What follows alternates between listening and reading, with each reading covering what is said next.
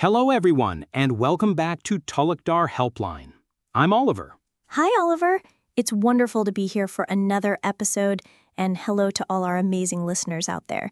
We're so excited to continue our series called English in Daily Life, Real Conversations for Real Situations. That's right, Oliver. In this series, we explore everyday topics and show you how people really talk about them in English. We want to make learning English practical and useful for your daily life. So before we dive in, if you're new here, please hit that subscribe button and ring the notification bell so you don't miss any of our future episodes. And if you enjoy our content, please give this episode a thumbs up. It really helps us reach more learners like you.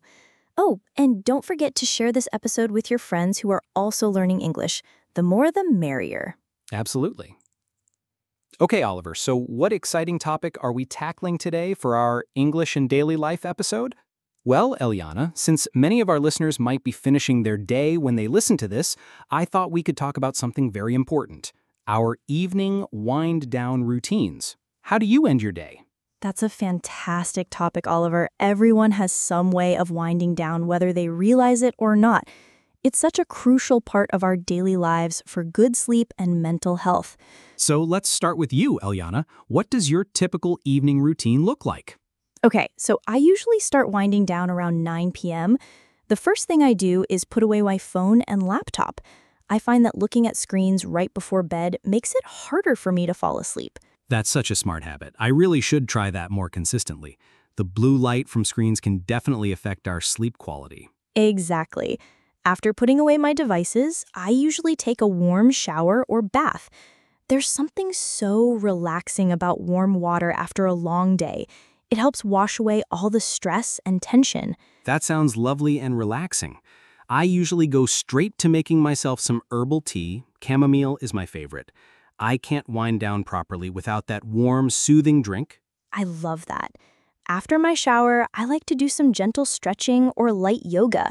Just some simple poses to help my body relax and release any tightness from sitting at a desk all day. That's wonderful. I should probably incorporate more movement into my evening routine. What comes next for you? Next, I usually spend some time reading a book. I try to read something light and enjoyable, nothing too intense or work-related. It helps quiet my mind and prepare for sleep. That's a great habit. I usually listen to calm music or nature sounds while I prepare for bed. Sometimes I'll write in a journal for a few minutes just to get any lingering thoughts out of my head. Journaling is such a good idea. It can really help process the day and clear your mind. Then I usually prepare my clothes for the next day and do a quick tidy up of my bedroom. I sleep better when my space is organized. That's very smart. Being organized definitely reduces morning stress. I try to set out everything I need for the next day too. What about your actual bedtime routine? Well, I usually aim to be in bed by 10:30.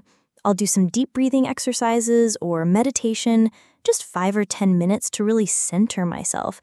Sometimes I'll use a meditation app to guide me. That sounds so peaceful. I usually read for another 15 to 20 minutes in bed, but I make sure to use a small reading light so I don't disturb my sleep cycle. Then I try to be asleep by 11 p.m. That's a good routine, Oliver. Now, let's think about our listeners who might be students. What might their evening routine look like? That's a great point, Eliana. For students, their evening routine often involves finishing homework or studying. They might need to balance relaxation with academic responsibilities. Exactly. They might spend time reviewing notes, completing assignments, or preparing for tests.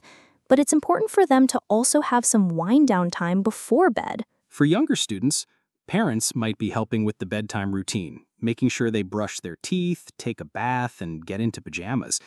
There might also be bedtime stories or quiet family time. And for university students, their evenings might be more flexible.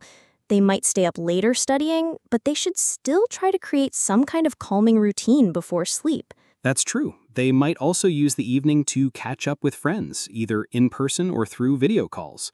Social connection is important for mental health. Absolutely. Now let's think about people who work different shifts. Their evening routines might be quite different too. Definitely. Someone who works night shifts might have their evening routine in the morning after they get home from work. They might need blackout curtains and earplugs to sleep during the day. And someone who works early morning shifts might have a much earlier evening routine. they might start winding down right after dinner to get enough sleep. That's a great point.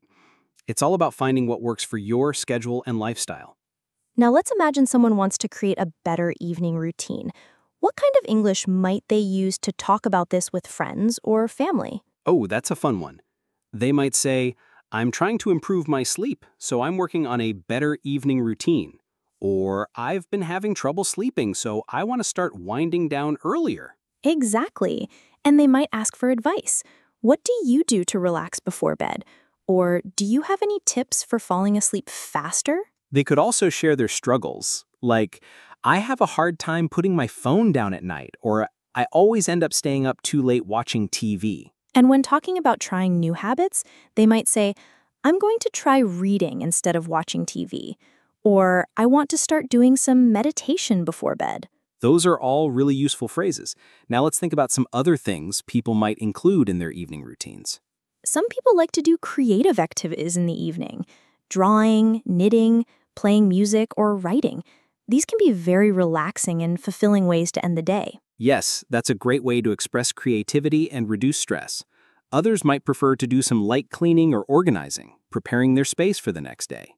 And some people enjoy cooking or meal prep in the evening. They might prepare their lunch for the next day or do some batch cooking for the week. That's very practical. And some people like to spend time with family or pets in the evening, playing games, having conversations, or just enjoying each other's company. Absolutely. Family time is so important. Now, what about people who live alone? Their evening routines might look different too. That's true. People who live alone might need to be more intentional about creating structure in their evening routine. They might call friends or family, or find other ways to connect with people. They might also need to create their own sense of security and comfort. This could include things like checking locks, setting out clothes, or preparing everything they need for the next day. And they might enjoy the quiet time to really focus on themselves. Self-care activities like skincare routines, gentle exercise, or hobbies. So, Oliver, what are some common phrases our listeners might hear or use when talking about evening routines? That's a great question, Eliana. Here are some useful ones. I'm winding down for the night. This means you're starting to relax and prepare for sleep. I'm calling it a night. This means you're done with activities and going to bed. I need to unwind. This means you need to relax and reduce stress. I'm getting ready for bed. This is preparing for sleep.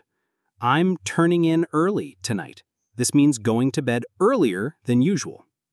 Those are really helpful, and here are some more. I like to wind down with a book. This means you relax by reading. I need to clear my head. This means you need to stop thinking about stressful things. I'm trying to establish a bedtime routine.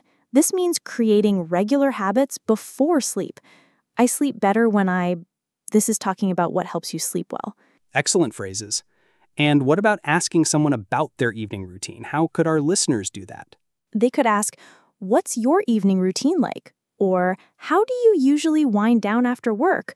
Or what do you do to relax before bed? They could also ask, do you have trouble falling asleep? Or what helps you sleep better? These are great conversation starters. Absolutely. Talking about daily routines is very common, and it's a great way to learn about someone's lifestyle and maybe get some good tips too. So, Eliana, reflecting on our own evening routines, what do you think is the most important part of a good evening wind-down routine? For me, I think it's having that transition time between the busy day and sleep. Your brain needs time to shift from active mode to rest mode. Whether it's through reading, stretching, or just quiet time, that transition is crucial. I completely agree. For me, it's creating consistency. When I do the same calming activities each night, my body and mind start to recognize that it's time to sleep. It's like a signal that the day is over. Those are both great points, and I think it's also important to be flexible. Some nights you might need more wind down time, and some nights you might need different activities depending on how your day went. Exactly.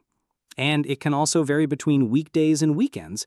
On weekends, my evening routine is usually more relaxed and might include socializing or staying up a bit later. Mine too.